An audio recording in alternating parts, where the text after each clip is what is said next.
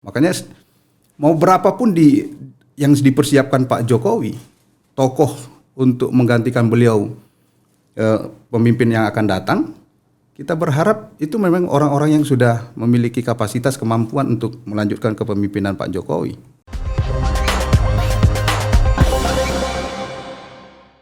Bang Fernando, salam COVID. Salam COVID. Apa kabar Bang? Baik. Udah lama kita nggak ketemu. Iya. Bang, sebelum kita masuk ke yang serius-serius, yang santai-santai dulu Bang. Santai-santai. Nah, Bang Fernando mungkin bisa ceritakan sedikit apa sekarang kegiatannya, biar masyarakat kita di Indonesia nih bisa mengetahui juga. Iya. Namanya juga pengamat, ya mengamati terus. Selain tugas dan aktivitas saya sebagai dosen di salah satu perguruan tinggi swasta, ya saya itu mengamati terus. Makanya setiap ini termasuk ruangan ini juga, setiap sudut coba saya amati. Ini diamati juga ya. Selain juga terkait dengan aktivitas politik Indonesia. Oke. Nah, ini isu presiden 3 periode. Oh iya. Sepertinya ini udah mau tutup buku. Oh, iya. Karena PDIP tetap komitmen pemilu 2024 harus jalan. Pak Jokowi juga menyampaikan bahwa beliau akan taat kepada konstitusi. Jangan berpikir untuk yang aneh-aneh, gitu kan? Kemudian juga partai-partai politik yang lain sepertinya mengaminkan apa yang disuarakan oleh PDIP. Kalau presiden 3 periode nggak jadi, peta politik 2024 ini seperti apa Bang? Pertama begini, saya melihatnya. Sebagai presiden yang saat ini sedang menjabat, saya yakin Pak Jokowi mempersiapkan tokoh yang memang layak untuk meneruskan kepemimpinan beliau di periode yang akan datang. Jadi mau tidak mau Pak Jokowi ini patut diperhitungkan arah politiknya kemana.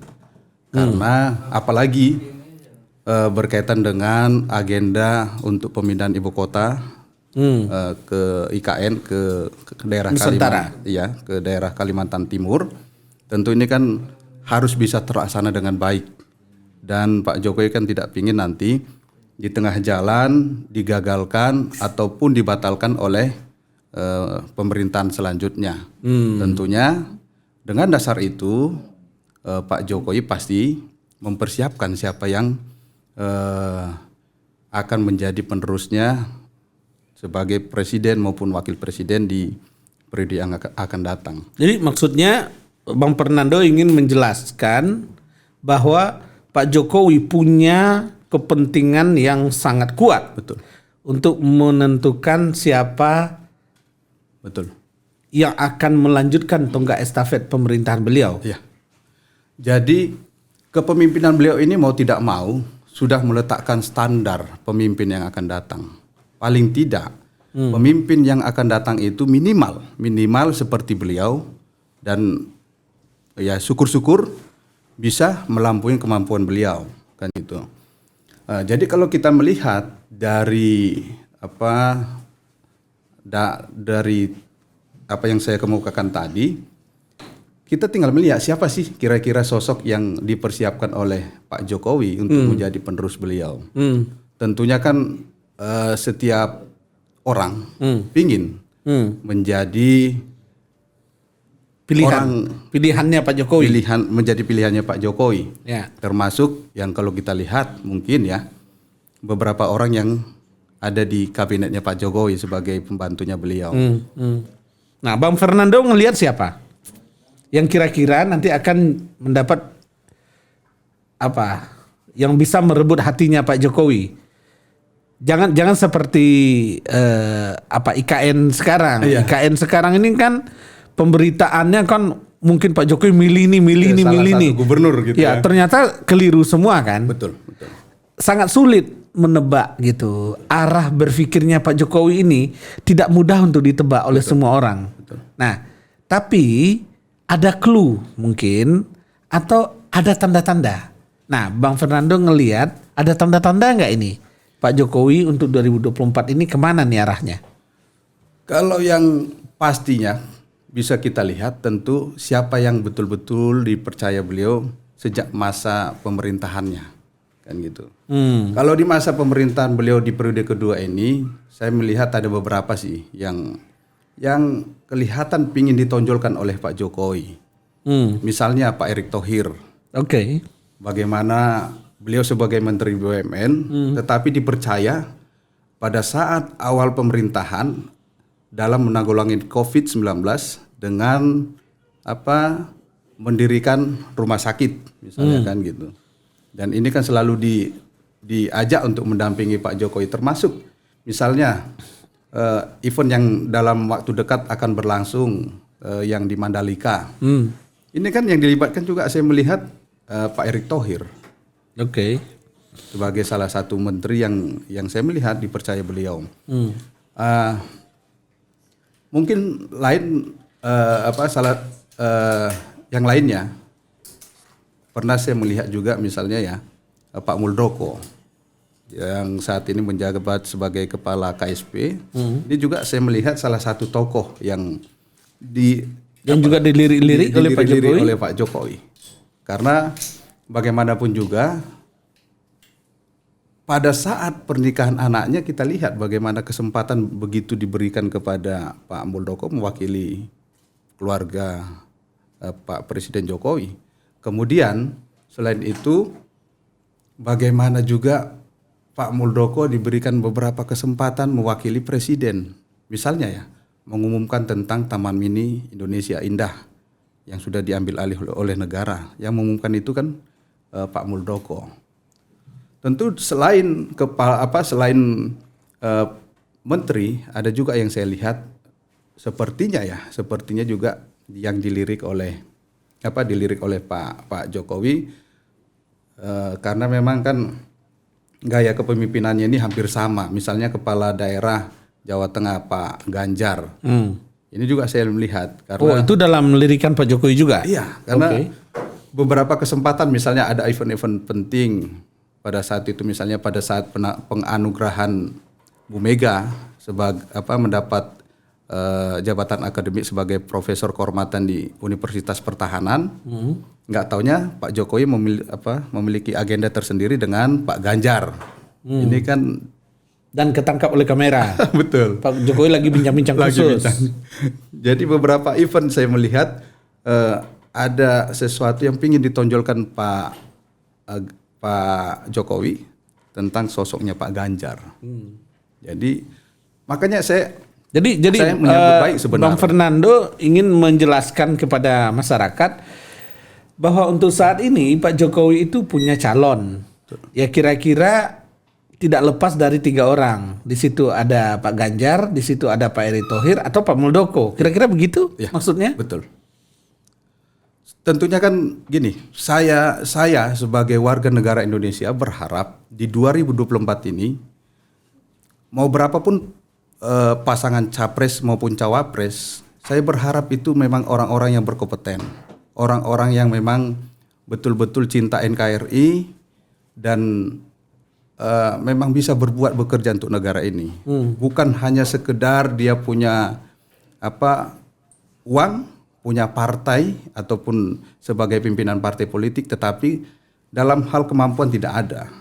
Makanya mau berapapun yang dipersiapkan Pak Jokowi, tokoh untuk menggantikan beliau pemimpin yang akan datang, kita berharap itu memang orang-orang yang sudah memiliki kapasitas kemampuan untuk melanjutkan kepemimpinan Pak Jokowi.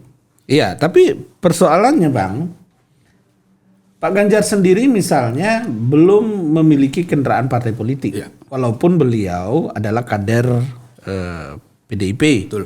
Tapi partai PDIP sendiri belum memberikan statement siapa yang akan diusung menjadi calon presiden atau calon wakil presiden dari PDIP. Yang kedua, kalau kita lihat misalnya Bang Erick Thohir. Bang Erick Thohir sama sekali juga belum punya partai politik. Betul. Walaupun kemudian digadang-gadang oleh Banser NU misalnya sebagai keluarga besar Banser NU. Tapi bukan berarti juga sudah deal dengan PKB, gitu. Dan kalau kita lihat juga Pak Muldoko misalnya juga belum punya partai politik, walaupun sekarang prosesnya dengan Partai Demokrat lagi ada persoalan hukum, lagi ada banding dan seterusnya. Ya. Nah, yang sudah punya partai politik dan partai politiknya sudah mendeklar atau sudah menyebut secara terbuka itu calon presidennya adalah Pak Prabowo dari Partai Gerindra. Itu sudah disebut jelas-jelas bahwa Partai Gerindra akan mencalonkan Pak Prabowo sebagai calon presiden 2024. Iya. Apakah mungkin ini juga bagian yang akan didukung oleh Pak Jokowi? Saya masih kecil melihat kalau kemungkinan Pak Jokowi akan mendukung Pak Prabowo. Karena begini, sampai sejauh ini saya melihat berdasarkan hasil survei, untuk tingkat elektabilitas Pak Prabowo itu stagnan. Jadi itu saja. Sementara kalau berharap dukungan dari para pendukung Pak Jokowi sangat sulit. Mereka diajak berpaling mendukung Pak Prabowo. Maksudnya gerbongnya Pak Jokowi, jaringannya Pak Jokowi dari pusat sampai daerah itu sulit untuk diarahkan Sangat ke sulit. Prabowo. Sangat sulit. Sehingga apa? Makanya saya juga Bang ada punya argumentasi kenapa sulit diarahkan? karena begini. Ketika Pilpres di 2019 yang lalu itu kan sangat ketat. Bagaimana antar pendukung yang satu dengan yang lain kan saling saling membuka borok masing-masing lawannya kan gitu. Dan ini saya melihat apa yang dibuka oleh kelompok lawannya Pak Prabowo itu diingat terus kan gitu. Jadi sehingga untuk melupakan di 2024 tidak akan semudah itu. Oh. Jadi anggap bisa saja Pak Jokowi misalnya menjatuhkan pilihan atau mendukung, tetapi gerbong-gerbongnya tidak akan mendukung 100%. Tidak akan mendukung. Tidak akan mendukung Tidak 100%. akan mendukung. Makanya sejak awal saya itu sangat pesimis ketika ada wacana membangun koalisi antara PDIP dengan Gerindra. Karena kan saya melihat begini, Bu Mega itu orangnya sangat realistis. Dan beliau itu sangat demokratis. Selalu mempertimbangkan secara cermat. Tentu kan sangat dipertimbangkan Bu Mega bagaimana tingkat kemungkinan Pak Prabowo bisa memenangkan Pilpres. Jadi kalau apalagi kan partai politik itu tentu kan kita lihat itu sangat pragmatis lah. Jadi siapa yang berpeluang menang pasti itu yang akan ada tanda-tanda PDIP dengan Gerindra akan berkoalisi di 2024. Kan waktu itu pernah diwacanakan begitu. Ada yang pernah memunculkan bahwa PDIP akan berkoalisi dengan Gerindra. Tetapi pada saat itu saya menganggap sangat sulit terwujud. Sangat sulit. Termasuk dengan pertimbangan yang tadi bahwa pendukung gerbongnya Pak Jokowi akan sulit menyatu dengan gerbongnya Pak Prabowo. Iya. Karena memori akan teringat ke 2019 yang lalu. Karena bagaimanapun juga kan pertarungan itu waktu itu sangat keras. Ya, tapi kan sekarang Pak Prabowo udah bagian kabinetnya Pak Jokowi, termasuk dengan Sandi Uno. Memang. Tetapi itu nggak cukup. Tapi kita lihat aja kan. Damai. Tapi kita lihat bagaimana hasil survei tetap menunjukkan elektabilitas Pak Prabowo walaupun tinggi tetapi stagnan kan. Tidak melonjak naik. Tidak melonjak naik. Karena bagaimanapun juga kalau berdasarkan hasil Pilpres itu suara Pak Prabowo itu ada di angka 40% sekian kan gitu. Karena selisih antara Pak Jokowi dengan Pak Prabowo itu sangat tipis. Sehingga kalau berdasarkan hasil Pilpres harusnya elektabilitas Pak Prabowo itu udah di angka 40. Tetapi ini nyatanya kan masih di angka 20-an. Oke, gimana kalau pendukungnya Pak Jokowi ini diarahkan ke Ganjar atau ke Erick Thohir? Kalau saya melihat ini ada kemungkinan ke Pak Ganjar dan Pak Erick Thohir. Ya. Makanya ini ada semangat mendorong para relawan ini ya. Saya ada semangat mendorong untuk menduetkan pasangan ini. Oke, jadi kira-kira kalau barisannya Pak Jokowi ini oleh Pak Jokowi diarahkan ke Ganjar dan Erick Thohir, itu dukungannya akan nyaris sempurna. Akan sangat maksimal. Akan maksimal. Akan sangat maksimal. Tidak akan ada penolakan. Tidak akan penolakan.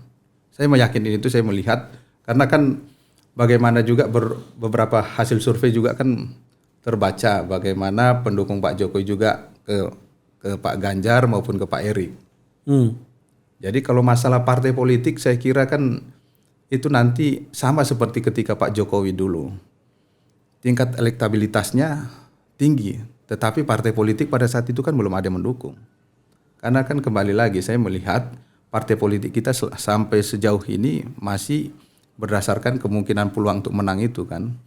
Jadi ketika berdasarkan hasil elektabilitas Pak Erick Thohir maupun Pak Ganjar tinggi, akan kemungkinan besar mereka didukung oleh partai politik. Dan PDIP, saya yakin itu PDIP akan mendukung Pak Ganjar. Gimana dengan calon PDIP sendiri? Misalnya ada Mbak Puan di situ. Apakah Mbak Puan tidak akan maju? Kalau kita lihat dari PDIP sendiri, misalnya mencalonkan Mbak Puan sebagai presiden. Kembali saya bilang bahwa Bu Mega ini orangnya yang demokratis dan realistis. Dan itu sudah dibuktikan pada saat Pilpres 2014 yang lalu. Di mana saat itu Bu Mega merelakan, seharusnya kan itu Bu Mega yang harus jadi presiden, harus maju sebagai capres. Oke. Jadi sedangkan itu yang seharusnya kesempatan itu kepada Bu Mega, tetapi beliau tidak mengambil, apalagi ini kan cuman anak. Beliau lebih legowo. Oh iya, dan kalau dan kita realistis. Dan kita lihat kalau tingkat elektabilitasnya mungkin pada saat itu masih lebih bagus Bu Mega ya dibandingkan Mbak Puan saat ini, tetapi beliau masih bisa memberikan dukungan kepada Pak Jokowi. Apalagi ini kan tingkat elektabilitasnya Pak Ganjar cukup bagus. Dan gini, saya melihat juga kan sepertinya Pak Ganjar ini memang orang yang sudah disiapkan sejak lama oleh Bu Mega. Karena Pak Ganjar itu kan baru, kalau nggak salah baru 1 periode ya menjadi anggota DPR RI. Tetapi sudah langsung dipercaya menjadi gubernur. Artinya Bang Fernando ingin menjelaskan bahwa Ibu Mega dan Pak Jokowi itu seia sekata untuk menjagokan Ganjar. Ya, ada kemungkinan begitu. Karena ini kalau sampai beliau berdua ini berbeda, akan sangat merugikan PDIP. Kalau sampai nanti misalnya ya Pak Jokowi mendukung Pak Ganjar, namun tidak didukung oleh PDIP, akan sangat rugi PDIP-nya. Karena bisa disabet sama yang lain. Iya, dan kemungkinan akan mempengaruhi perolehan suara PDIP di pemilu 2024. Oke, artinya posisinya Pak Jokowi ini sangat menentukan, sangat signifikan menentukan arah 2024. Betul. Sebagai presiden yang ada sekarang, dan tentunya nanti akan mengarahkan arah pembangunan, arah bangsa kita untuk 2024. Iya. Bagaimana dengan perannya Pak SBY yang juga mantan presiden? Apakah pamornya hilang atau juga punya kans yang kuat untuk mengarahkan atau menentukan peta 2024? Kalau Pak SBY saya kira kurang begitu maksimal lagi, karena maksudnya untuk memberikan warna di dalam peta politik di 2024. Eranya Pak SBY udah berakhir Udah berakhir. Karena kita lihat aja, sedangkan pada saat waktu 2014 di saat itu Pak SBY masih menjadi presiden, kan gitu. Iya. Di akhir-akhir masa jabatannya, tetapi perolehan suara Partai Demokrat saja sudah turun begitu drastis. Dan waktu itu Pak SBY sebagai presiden waktu itu menjatuhkan dukungan ke siapa?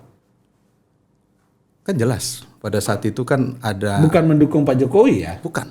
Dukung Prabowo Hatta ya. Iya. Dan ketika itu Pak SBY sebagai presiden masih menjabat. Menjatuhkan apalagi ini dukungan. sudah 10 tahun tidak menjabat, tentunya. Tentu akan lebih kendor lagi. Iya. Oke. Jadi tidak masuk hitungan. Saya melihat tidak masuk hitungan dalam menentukan arah politik di 2024. Oke. Yang paling menentukan arah yaitu Bu Mega, Pak Jokowi, dan ya Gerindra? paling Pak Prabowo ketika Pak Prabowo menentukan mau memposisikan sebagai kingmaker kan, tidak harus maju sebagai calon presiden.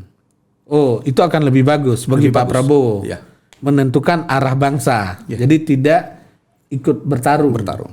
Kalau ikut bertarung kemungkinan menangnya kecil kah atau gimana? Saya hampir bisa mengatakan akan menambah daftar panjang kekalahan beliau. Kasihan nanti akan mendapatkan rekor kan gitu sebagai calon presiden yang pernah kalah kesekian kalinya. Daripada kalah lagi, mendingan tampil menjadi pahlawan, bapak bangsa yang memberikan dukungan. Ya, mudah-mudahan didengar oleh Gerindra. Iya. Nah, gimana dengan Golkar, Bang? Kalau Golkar memang ini saya melihat sayang ya, partai yang sudah begitu lama dan lama berkuasa, tetapi ketua umumnya sangat sulit untuk meningkatkan elektabilitasnya. Karena memang saya melihat, maaf, sosok Pak Airlangga ini memang sulit untuk dijual oleh Partai Golkar. Karena sebagai menteri sampai sejauh ini belum ada gebrakan-gebrakan yang dilakukan oleh Pak Airlangga. Bahkan kalau ibu-ibu saat ini merasa kesusahan dengan beberapa kebutuhan pokok, ini kan kita melihat karena maksudnya kesusahan dalam minyak goreng? Iya, karena gagalnya Menteri Perekonomian dan Perdagangan kan gitu. Maksudnya Menko Ekonomi. Ya kan dia harus bertanggung jawab dong. Sebagai Menteri Koordinator yang membidangi ekonomi. Tapi kalau di media kita dengar beberapa waktu yang lalu salah satu kekuatan sayapnya sudah ikut meringankan beban ibu-ibu dengan membagikan minyak goreng. Saya kira itu bukan solusi. Itu sayapnya atau bukan? Bukan. Atau yang mengatasnamakan saja? Bisa saja, tetapi kan itu bukan solusi. Karena yang dibutuhkan ibu-ibu itu bukan hanya sesaat bisa mendapatkan minyak goreng murah, tetapi setiap kali ibu-ibu belanja, minyak goreng itu ada dan murah seperti harga sebelum-sebelumnya. Oh, yang dibutuhkan ketersediaan. Ketersediaan itu. Karena bagaimana kita melihat, kasihan, saya sampai kasihan banget ya. Ibu-ibu antri sampai begitu. Oh, bahkan ada yang meninggal, Bang. Iya. Ada yang meninggal. Ini kan kegagalan. Jadi bagaimana menjadi presiden, bagaimana bisa disukain rakyat sementara kebijakan-kebijakannya tidak ada yang bisa dianggap sebagai prestasi untuk mengambil hati rakyatnya. Maka mungkin dengan membagi-bagikan minyak goreng itu salah satu cara untuk mengambil hati rakyat. Itu bukan solusi. Itu kan sama saja seperti menganggap rakyat ini sebagai pengemis kan gitu. Rakyat itu bukan begitu kok. Makanya saya pernah menyarankan sebaiknya Golkar membuat aja Munaslup. Kalaupun ketumnya tidak diganti, tetapi merubah keputusan Munas yang menyatakan bahwa ketua umum terpilih sebagai capres. Jadi itu saja poin itu dirubah sehingga ada potensi untuk mendukung kader-kader lain yang potensial. Apalagi misalnya kan ini. Kalau saya sebagai Pak Airlangga saya akan malu. Misalnya begini, Pak Deddy Mulyadi pernah hasil surveinya lebih tinggi daripada Pak Airlangga, kan gitu. Ini kan kalau saya sebagai Pak Airlangga saya malu. Oke, sekarang kita geser ke Demokrat. AHY digadang-gadang pengen maju juga menjadi calon presiden. Yaitu kalau proses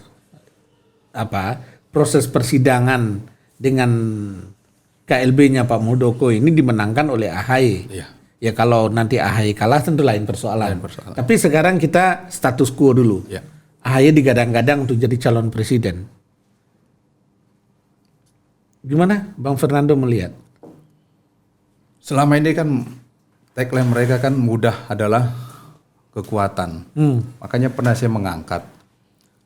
Mudah adalah kekuatan ketika mudah kita itu ada prestasi yang sudah dibuat. Tetapi sampai sejauh ini saya melihat belum ada prestasi yang dilakukan oleh Mas AHY. Bahkan ini ya, mohon maaf, untuk menjadi ketua umum saja itu yang dipersiapkan gitu loh. Bukan dipertandingkan, bukan dibuat kongres beneran, silahkan untuk dipilih oleh para pemilik suara secara terbuka, dan silahkan siapa yang mau maju bertanding dengan Mas AHY. Maksudnya ini skenario tandingnya skenario akal-akalan atau tidak sungguh-sungguhan? Kalau gitu? saya melihat beberapa referensi yang saya baca berdasarkan berita, saya melihat seperti itu. Jadi tidak sungguhan lah dalam mempersiapkan. Makanya bagaimana menjadi presiden sementara kemampuan itu belum ada. Iya juga sih. Karena banyak juga orang yang bicara, di pemilihan gubernur aja ulang lagi lah pemilihan gubernur gitu kan. Kalau udah menang pemilihan gubernur baru berikutnya bolehlah untuk maju untuk presiden gitu kan. Makanya sebaiknya situ aja. Ada lagi, sih yang diulang ngomong lagi. gitu. Ulang atau lagi. Silakan ikut lagi sebagai calon gubernur atau sebagai calon legislatif. Jadi pengalaman beliau itu memimpin kan belum ada. Coba kita lihat jabatan beliau sebagai anggota TNI juga kan masih di tingkatan mayor kan gitu. Iya. Jadi belum ada yang betul-betul diharapkan, karena kita lihat saja lah beberapa mantan panglima TNI saja belum begitu diperhitungkan oleh masyarakat Indonesia, apalagi beliau yang masih tingkatnya kan masih tingkat Mayor. Iya, betul juga sih. Ya bahkan mantan panglima TNI yang mau maju aja surveinya rendah gitu ya. Apalagi baru mayor. Jadi pengalaman lapangannya masih jauh. Ya makanya belajar dulu lah dari tingkatan yang lebih rendah dulu. Misalnya gubernur menang, buktikan bahwa memiliki kemampuan. Oke, balik ke dukungan Pak Jokowi soal Ganjar dan Pak Menteri kita sekarang yang di BUMN. Siapa lawan menurut Bang Fernando kira-kira nanti yang akan berat? Lawannya Ganjar ini. Anggap kalau Pak Ganjar ini maju gitu ya sama Bang Erick Thohir. Iya. Mereka berpasangan. Siapa kira-kira lawan terberat yang akan mereka hadapi? Kalau kita lihat hasil survei, ya Pak Anies kan di posisi berikutnya. Ketika Pak Anies ada kesempatan juga untuk mengikuti kontestasi di 2024. Jadi saya kira cuman itu yang sampai saat ini ya. Pasangannya siapa? Kang Emil atau siapa? Yang sering kita lihat sekarang barengan. Ya bisa saja ketika mereka berpasangan, tetapi ya ini tetap masih saya melihat masih tetap diungguli oleh Pak Ganjar dan Pak Erick lah, ketika misalnya dihadapkan Pak Anies berpasangan dengan Pak Emil, Pak Ganjar dengan Pak Erick Thohir. Saya melihat masih berpeluang menang yaitu Pak Ganjar. Ada kemungkinan nggak misalnya suaranya pendukungnya Pak Jokowi itu oleh Pak Jokowi dialihkan misalnya ke Anies? Sangat tidak mungkin lah. Kecil juga kemungkinan. Karena akan berat pendukung Pak Jokowi menerima Pak Anies. Karena kita lihatlah banyaknya di media sosial itu bagaimana para pendukung Pak Jokowi itu sangat banyak mengkritisi kebijakan-kebijakan Pak Jokowi. Bukankah dulu di periode pertama Pak Anies itu sangat dekat dengan Pak Jokowi, bahkan Pak Anies mendampingi Pak Jokowi kemana-mana? Memang, cuman kan akhirnya para pendukung Pak Jokowi meninggalkan ketika Pak Anies maju di Pilgub. Bagaimana beliau itu dianggap mengeksploitasi agama untuk kepentingan beliau menang di Pilkada yang lalu. Terjadi gesekan akhirnya. Padahal sebelumnya belum ada gesekan. Oke. Terakhir Bang, 2024 ada pesan-pesan khusus untuk masyarakat Indonesia. Kembali saya sampaikan bahwa kita berharap di 2024 ini calon-calon yang memang memiliki kapasitas, potensi, cinta NKRI yang maju. Sehingga siapapun yang menang, memang orang-orang yang patut, yang tepat, yang pantas untuk mendudukin itu. Dan saya berharap masyarakat Indonesia jangan mau lagi memilih orang yang mengeksploitasi agama untuk kemenangan dirinya. Saja. Jangan dibawa-bawa nama agama untuk pemilu 2024. Kasihan negara ini. Kasihan negara. Walaupun sekarang misalnya udah mulai lagi dibawa-bawa. Iya. Oke. Terima kasih Bang Fernando Terima kasih, Mas Bang.